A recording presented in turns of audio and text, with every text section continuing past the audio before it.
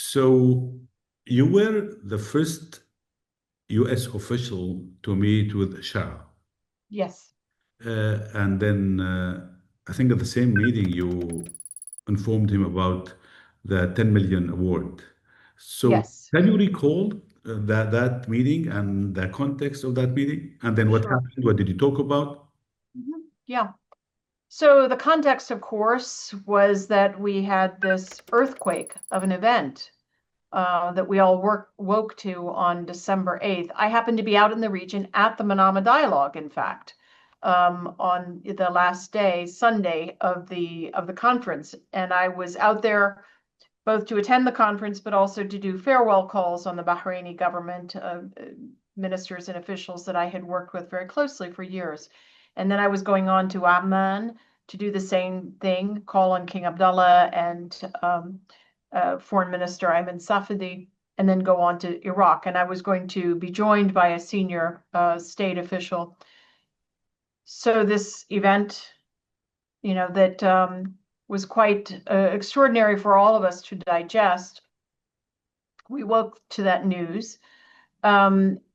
I went on to Jordan and met my colleague, and we went on to Baghdad after that. And somewhere during that time, we were contacted by Secretary Blinken, who said, "Should I come out?" And we both said, "Of course, this is a critical moment."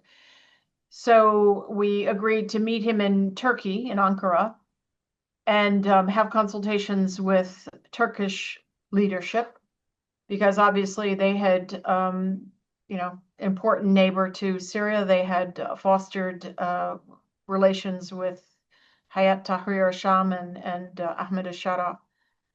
Long story short, we did those consultations, and then at the secretary's request, the Jordanian government organized a very quick ministerial on the following Saturday. So not even a week later, we met with ministers from Saudi Arabia, UAE, Qatar, the GCC, some European officials, Turkey, Iraq, etc., Egypt, Jordan. And we had several hours of discussions, and there was a great deal of anxiety in that room, concern about what this event meant.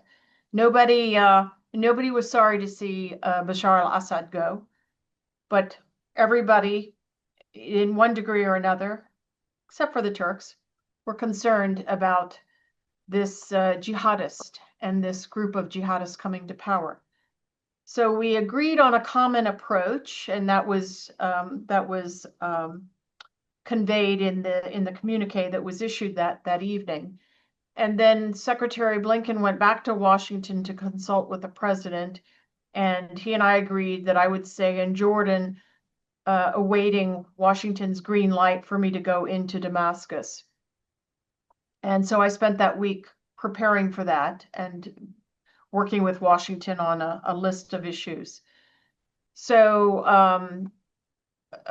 then I went on Friday the 20th, and I was accompanied by Roger Carstens, the president's special envoy for hostage affairs, who had been working on a set of missing Americans, including one who was very prominent, Austin Tice, had been working on this issue for some years. He went with me. I had one of my staff, Jumana Kador, and one of my colleagues, Ambassador Daniel Rubenstein, who had been our Syria envoy some years back. Anyway, we went to Damascus. We had only a short period of time in Damascus to do this set of consultations, because of course we wanted to meet with a series of groups, and Roger needed to go and look in a certain place where he had good information that Austin Tice had been held possibly twice by the Syrian regime. So the meeting with Ahmed al-Shara, who was not, of course, president at that point, he was just the guy who had liberated Syria, was about an hour and a half. And I had a full list of issues to raise with him. And of course, he had a full list of issues to raise with me. And I would say, and then we talked about this $10 million bounty that the U.S. had on him at the end. And it was just him and me and Asad Shabani. But we had a very wide-ranging discussion. I raised terrorism, the fight against ISIS, of course, the issue that was uppermost in our mind, which was this search for these missing Americans, Austin Tyson, several others.